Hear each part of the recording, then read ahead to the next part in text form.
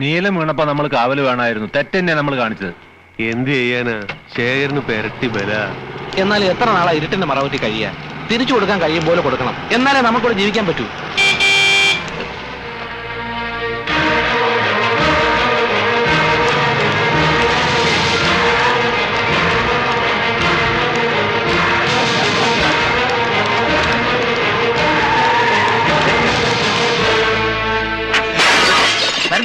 വിടരുത്, ഈ നായ വിടരുത്.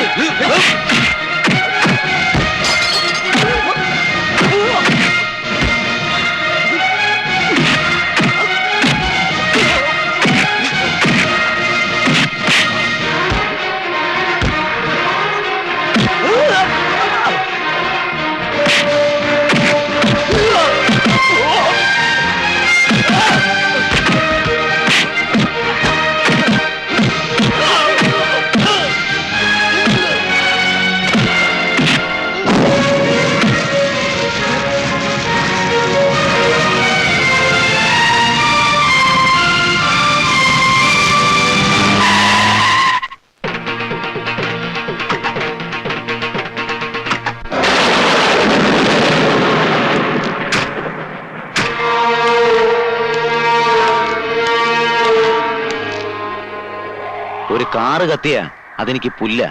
പകരം നിന്റെ ഈ തറവാട് കത്തിച്ചു കളയാൻ എനിക്ക് കഴിയാഞ്ഞിട്ടല്ല. എനിക്കറിയേണ്ടത് നീ പടയൊരുക്കം തുടങ്ങിയൊന്നാ. ഇന്നലെ നടന്നതൊന്നും എന്റെ അറിവോടെ അല്ല. എനിക്കൊരു പടയിലും താല്പര്യവുമില്ല. നീ വെറുതെ പേടിക്കുകയാണ്. പേടിയല്ല നീലേണ്ട, എനിക്ക് സന്തോഷ. നീ ഇറങ്ങണം, പഴയ കണക്കുകളൊക്കെ തീർക്കണ്ടേ. അപ്പോഴേ എനിക്ക് ഈ കളിയിൽ ഹരം കൂടൂ. നിന്നെ ഞാൻ ഇറക്കും. മുണ്ടക്കൽ ഉത്സവത്തിന് ഇനി അധികം നാളില്ല. നിനക്കതിന് കഴിയില്ല.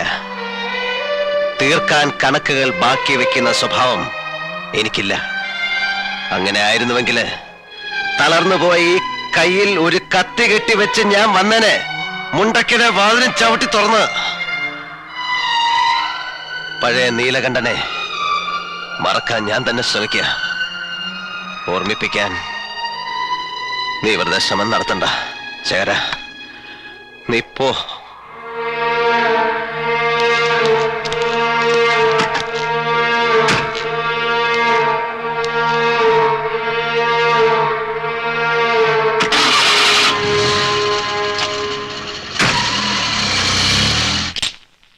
അങ്ങനെ മുണ്ടക്കല് കൊടി കയറി. കഴിഞ്ഞ കൊല്ലത്തെ ഉത്സവം ഇന്നലെ കഴിഞ്ഞ പോലുണ്ട്. ഒന്ന് നിന്നേ, നിക്കാൻ നേരമില്ല വൈതലേ. ഉത്സവം എത്തിയില്ലേ, എല്ലാത്തിനും കിടന്നോടെ ഞാൻ ഒരാൾ വേണ്ടേ? ഇല്ലാത്ത സഭയുണ്ടാക്കി അച്യുതം വന്നിരിക്കണതേ കാര്യങ്ങൾ ഉറപ്പിച്ച് ഒരു തീയതി നിശ്ചയിക്കാനാ. എന്താ നീ പറയണത്? ഞങ്ങൾ തമ്മിൽ പറയാനുള്ളതൊക്കെ പറഞ്ഞിട്ടുണ്ട്. ഒന്നു മാത്രം അച്ഛൻ പറഞ്ഞിട്ടുണ്ടാവില്ല. തല വെട്ടെന്ന് പറഞ്ഞാലും ഭാനു ഇതിന് സമ്മതിക്കില്ല എന്ന്. അതിന് അച്യുതേട്ടൻ അച്ഛനെ കുറ്റം പറയണ്ട. തെറ്റച്ഛന്റെ അല്ല. ഭാനു, വിവരക്കേട് പറയരുത്. അച്ഛൻ നടക്കുന്നു കരുതിയതും വാക്ക് കൊടുത്തതും അതിലും വലിയ വിവരക്കേടല്ലേ? എടി അഹങ്കാരി, ആലോചിച്ച് സംസാരിക്കണം. നല്ലോണം ആലോചിച്ചിട്ടുണ്ട് എല്ലാം. അതെ അച്ഛാ, എല്ലാം. എന്താ ഇപ്പൊ ഇവിടെ ഇറങ്ങണം ഈ നിമിഷം? അതും അറിയായിരുന്നു. ഒരു പെട്ടി ഞാൻ തയ്യാറാക്കി വെച്ചിട്ട് കുറച്ചു ദിവസമായി. എന്നാ അതെടുത്തോ, എന്നിട്ട് എവിടെ വെച്ചപ്പോ തോന്നുകൂടെ ജീവിച്ചോ. അച്ഛാ, അച്ഛൻ എന്തായി പറയണത്? കുട്ടി മിണ്ടരുത്. വേണ്ട അപ്പുമ്മേ, അവൾക്ക് ഇഷ്ടമില്ല അച്ഛാ. പിന്നെ നിർബന്ധിച്ചിട്ടെന്താ? ഇറക്കി വിടൊന്നും വേണ്ട. അച്യുതാ, ഞാനത്ര ഉളുപ്പ് കെട്ടവനൊന്നും അല്ല. നിന്റെ ചോറ ഞാൻ ഇവറ്റകൾ ഇവിടെ ഇപ്പൊ തിന്നുന്നേ. കൂട്ടത്തോടെ ഇറങ്ങാൻ നീ ഒരു വാക്ക് പറഞ്ഞാൽ ഞാൻ തയ്യാറാ, സന്തോഷത്തോടെ. അയ്യോ, അപ്പുമ്മ എന്താ പറയുന്നേ? എന്നാ ഞാനും അവളും കൂടി ഇവിടെ പാടില്ല. പുകഞ്ഞു കൊള്ളി പുറത്ത്. വേറെ വഴിയില്ല മോളെ, നീ ഒന്നും പറയരുത്.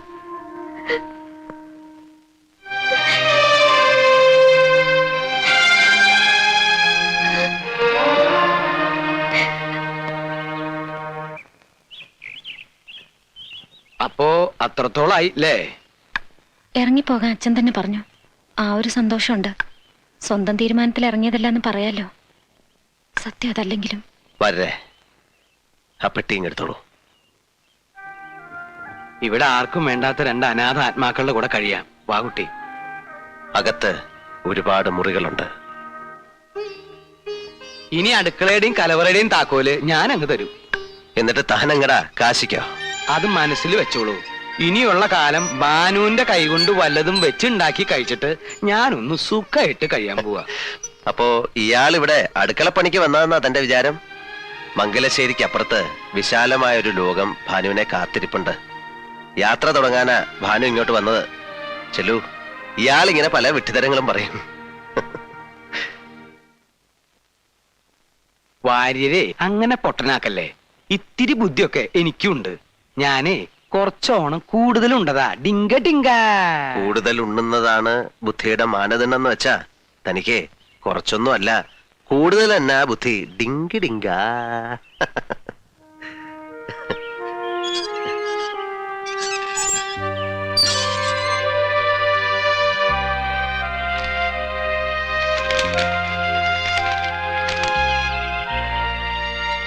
വരേ വരേ. എന്താ? ടെലിഗ്രാം ഡൽഹിന്ന് CS-ന്റെ ഉടനെ പുറപ്പെടണമെന്ന്. എന്താ? ആരുടെ കമ്പി? ഡൽഹിയിലെ ഭാനുവിന്റെ ഡാൻസ് പ്രോഗ്രാം 16-ാം തീയതി എന്ന് പറയുമ്പോ ഇങ്ങെത്തിയില്ലേ? ഇന്ന് 10 നാളെ തന്നെ പുറപ്പെടണ്ടേ? അതെ, താനിപ്പൊ തന്നെ വിട്ടോളൂ. ആ. തൃശ്ശൂരോ ഷൊർണൂരോ എവിടെ വേണേലും പോയി 2 ടിക്കറ്റ് ശരിയാക്ക. ആ. തന്റെ കൂടെ ഇവളെ വിട്ടാലത് ശരിയാവോടോ? വടക്കാഞ്ചേരിക്ക് അപ്പുറത്ത് ലോകം കണ്ടില്ലാത്ത കക്ഷിയാ. 2 ടിക്കറ്റോ? അപ്പോ നീലം വരുന്നില്ലെന്നോ? ഞാനോ? ഞാൻ എന്തിനാ ഈ വടിയൊക്കെ കുത്തിപ്പിടിച്ച്? അത് ബോറാ. എന്നാ പിന്നെ ആരും പോകുന്നു കരുതണ്ട. പിന്നല്ലാതെ. വാശി പിടിക്കല്ലേ, അതിന്റെ ആവശ്യമില്ല. അതാ ഞാൻ. ആവശ്യമുണ്ട്. എവിടെയാച്ചാലും മുൻനിരയിലിരിക്കണം. എങ്കിലും ഞാൻ ചിലങ്ക കിട്ടു. എന്നാ ശരി, ഇനി അതുകൊണ്ടൊരു കുറവ് വരണ്ട. താനും എളുപ്പം ഇറങ്ങി വരേ. ഞാൻ റെഡിയല്ലേ?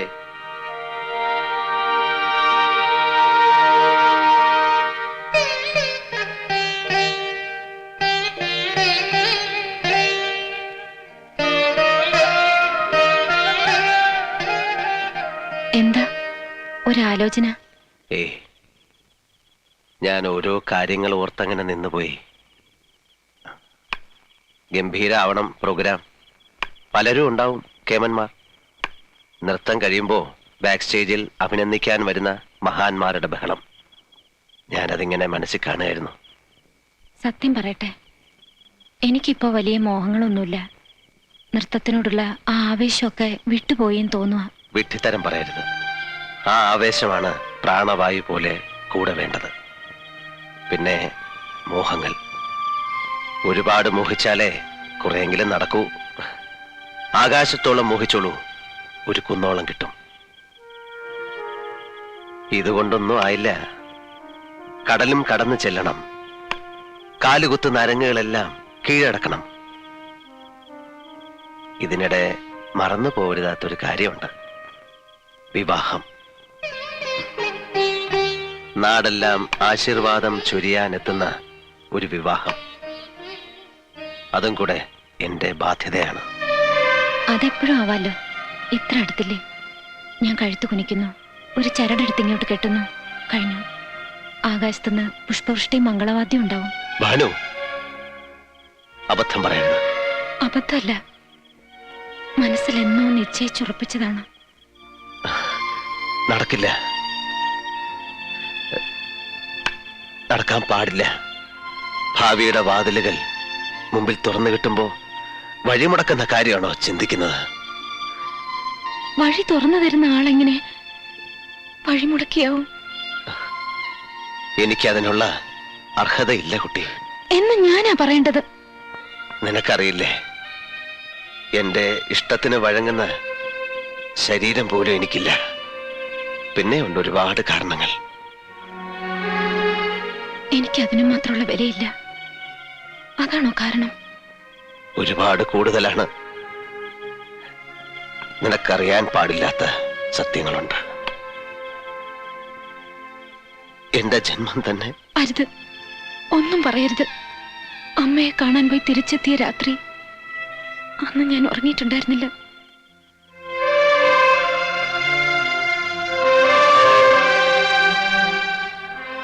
വേണ്ട, ആ വിഷയം അവസാനിപ്പിക്കാം. എല്ലാം തന്റെ നന്മയ്ക്കായിരുന്നുവെന്ന് പിന്നീട് ബോധ്യമാവും.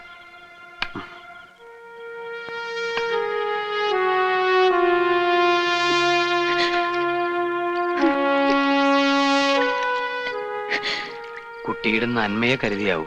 ആ നന്മ എനിക്ക് വേണ്ട. ഈ ജന്മം മുഴുവൻ അദ്ദേഹത്തെ ശുശ്രൂഷിക്കാനുള്ള ഒരു അവകാശം, അത്രേ ഞാൻ കൊതിക്കുന്നുള്ളൂ. മോളെ, നീ നാളെ ലോകം മുഴുവൻ അറിയപ്പെടേണ്ട കലാകാരിയാണ്. പക്ഷെ ഞാനൊരു പെണ്ണും കൂടിയാണ് വാര്യരമ്മാവ. ഇത്തിരി മോഹങ്ങൾ ഞാൻ കൂട്ടിവെച്ചിട്ടുണ്ട്. അതെല്ലാം മറക്കുന്നതിൽ എളുപ്പം മരിക്കുന്നത്.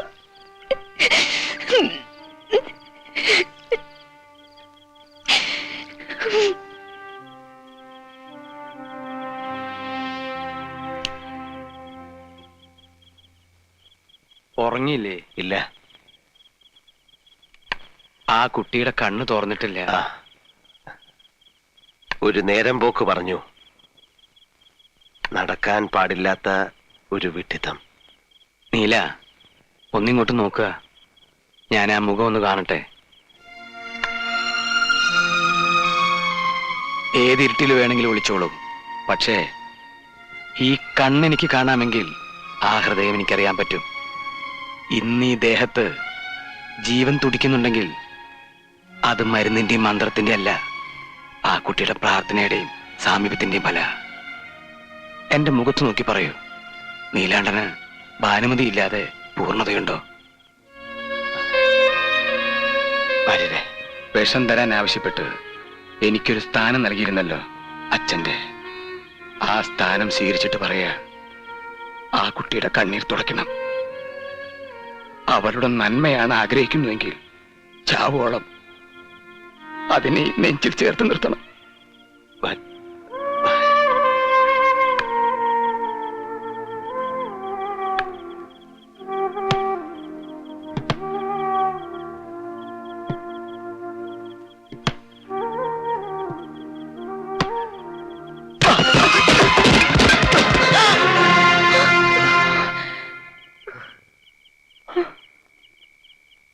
മനസ്സിടറി.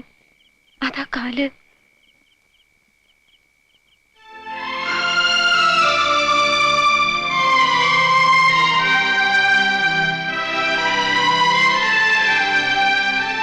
പുണ്യമാണ് നീ, കോടി പുണ്യം.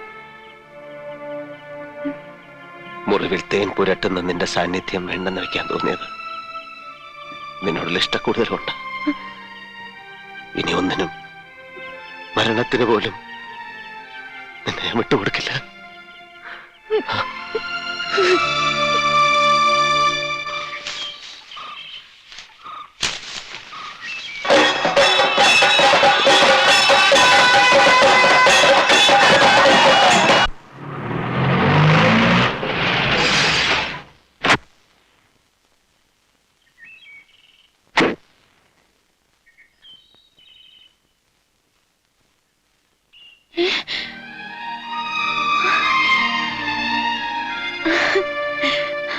മോളെ. ഭാനുജി, ഇന്ന് രാവിലെ എന്റെ കല്യാണമായിരുന്നു. ഞാൻ ഒരുപാട് പറഞ്ഞു നോക്കി അച്ഛനോട്. ചേച്ചി വന്നൊന്ന് കാണാൻ കൂടെ സമ്മതിച്ചില്ല. ചേച്ചി ആഗ്രഹിച്ച അച്യുതേട്ടൻ എന്തൊരു വെട്ടിയാ. മൂപ്പർക്ക് എന്തുകൊണ്ടും ചേരുക ഞാനാന്ന് ഓർക്കണ്ടായിരുന്നു. മോളെ, അച്ഛന് സമാധാനായി. ഇനിയൊരു കുടിയൊഴിപ്പിക്കൽ ഉണ്ടാവില്ലല്ലോ. പോരെങ്കിൽ ഇപ്പോ മരുവിന്റെ വീടും സ്വത്തും നോക്കി നടത്തുന്ന എന്റെ അന്തസ്സും. നിനക്കിഷ്ടമല്ലാതെ ഇഷ്ടം ഇഷ്ടക്കേടും എന്നെ പോലൊരു പെണ്ണിന് അങ്ങനെയൊക്കെ ഉണ്ടോ? കിട്ടിയത് മഹാഭാഗ്യം എന്ന് കരുതല്ലാണ്ട്. ഭാരതി ചേച്ചി വിളിക്കണം.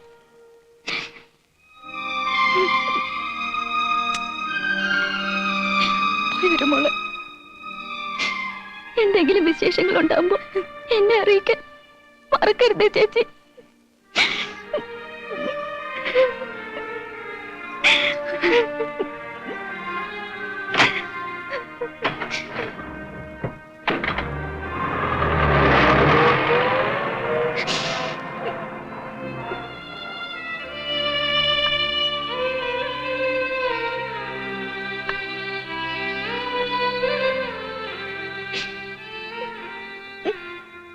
അവൾക്ക് നല്ലത് വരാൻ പ്രാർത്ഥിക്കൂ. എന്റെ അനിയത്തി. അരുത്, കരയരുത്. ചെല്ലു, ഒരുക്കങ്ങളെല്ലാം തീർക്കണ്ടേ. മനസ്സിലിനി ഇന്നത്തെ യാത്ര മാത്രം, അതേ പാടുള്ളൂ. എനിക്ക് അച്ഛനെ ചെന്നൊന്ന് കാണണം. ശാപം ഏൽക്കാതിരിക്കാൻ ആ കാലിൽ തൊട്ടൊന്ന് നമസ്കരിക്കണം. കാണുന്നതേ ചതുർത്ഥിയായിരിക്കും എന്നറിയാം. എന്നാലും എന്നാ വേഗം വേണം, സമയമില്ല. എനിക്കിത്തിരി ധൃതി കൂടുതലുണ്ടല്ലേ, ഒരു എക്സൈറ്റ്മെന്റ്. ചെല്ലേ.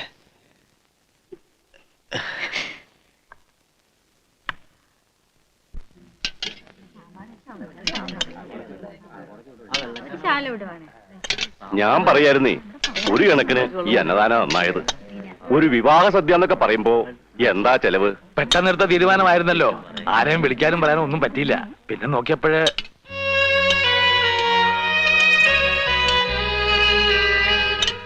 എനിക്ക് എന്റെ അനിയത്തിയുടെ കല്യാണം കാണാൻ പറ്റിയില്ല.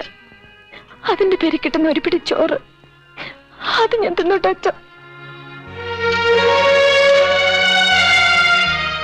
അച്ഛന് വെറുപ്പാണെന്നറിയാം. യാത്ര പറയാനും അനുഗ്രഹം വാങ്ങാനുമാണ് ഞാൻ വന്നത്. ഞാനിന്ന് പോവാണ്. അച്ഛൻ മറന്നു കഴിഞ്ഞ ആ പഴയ സ്വപ്നം ശപിക്കരുത് അച്ഛ. അച്ഛന്റെ ഭാനു തെറ്റൊന്നും ചെയ്തിട്ടില്ല. അച്ഛനൊന്നും മറന്നതല്ല മോളെ. വിധി അച്ഛനെയും മോളെ ഒക്കെ മാറ്റിയതാ. ശപിക്കാൻ അച്ഛന് കഴിയുമെന്ന് തോന്നുന്നുണ്ടോ കുട്ടിക്ക്?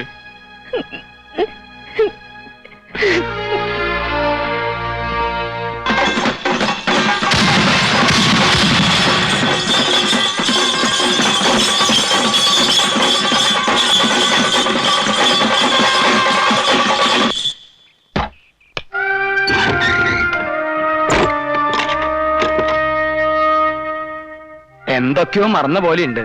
എടിപിടിന്നുള്ള യാത്രയായി പോയില്ലേ? എന്ത് മറക്കാൻ, എല്ലാം മറക്കാനല്ലേ ഈ യാത്ര. ഭാനുവിനെ കാണുന്നില്ലല്ലോ.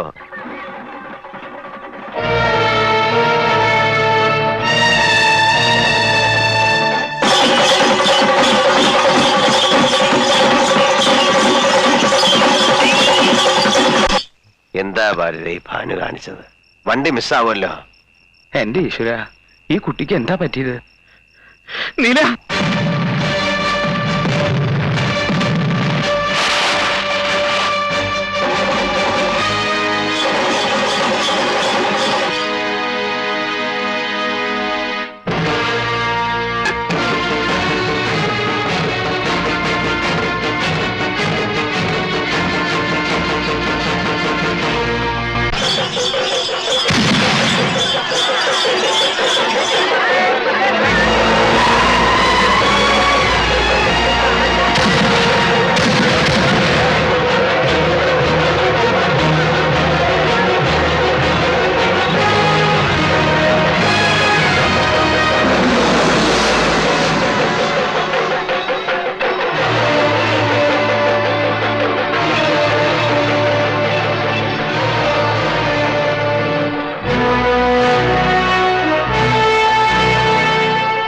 നീ വന്നു അല്ലേ?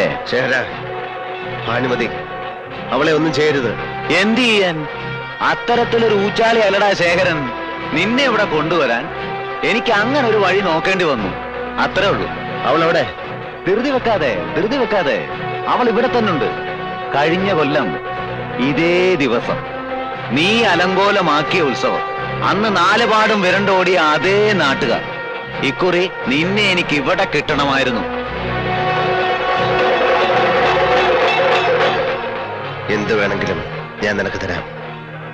എന്നിട്ട് ഞാൻ പൊയ്ക്കോളാം. ശേഖര, ഞാൻ എന്തും തരാൻ തയ്യാറാണ്. നീ എനിക്ക് ഒന്നും തരണ്ട. ഞാൻ തരുന്നത് നീ വാങ്ങിച്ചാ മതി. ഈ പുരുഷാരം നോക്കി നിൽക്കേ, ഞാൻ നിന്നെ തല്ലാൻ പോവുക. പട്ടിയെ തല്ലും പോലെ. തിരിച്ച് നീ കൈ പൊക്കരുത്. പൊക്കിയാൽ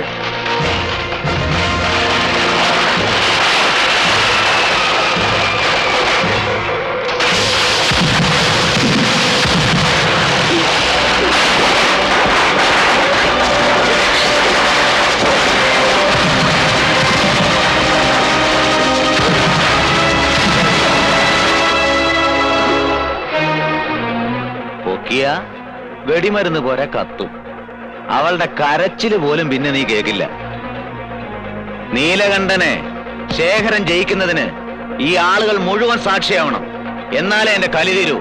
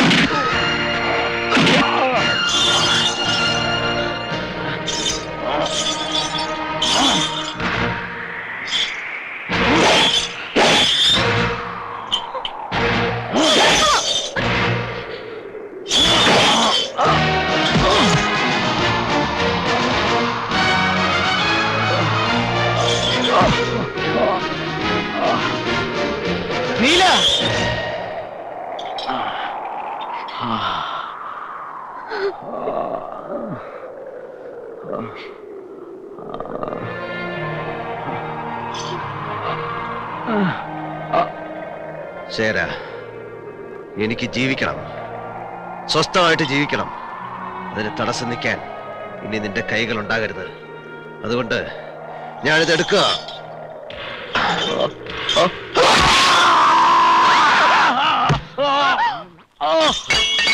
ആ